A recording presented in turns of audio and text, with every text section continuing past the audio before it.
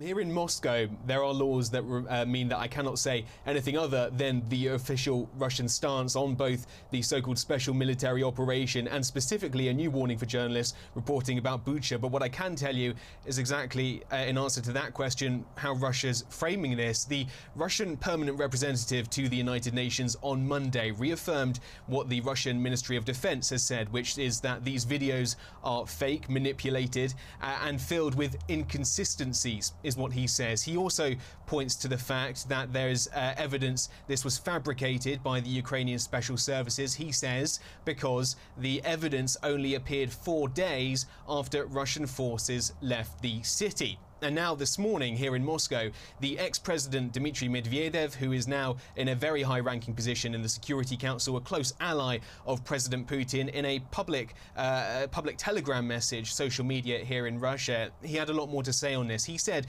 that he believes the videos are the work of troll factories, PR agencies and Western NGOs on the payroll of Western sponsors like the United States. He said that in his mind, the stories coming out of Ukraine, the day-to-day horror stories are becoming more and more fanciful. And also the Speaker of the lower house of Parliament here in Russia, the State Duma, he gave his opinion as to why this is happening. He says the only objective of what's going on in terms of releasing these videos is to try and discredit Russia, to justify the sanctions, justify weapons supplies and other unfriendly actions, in his words, as well as to escalate and exacerbate the situation in Ukraine. So that's how it's being portrayed to Russians and on Russian state media.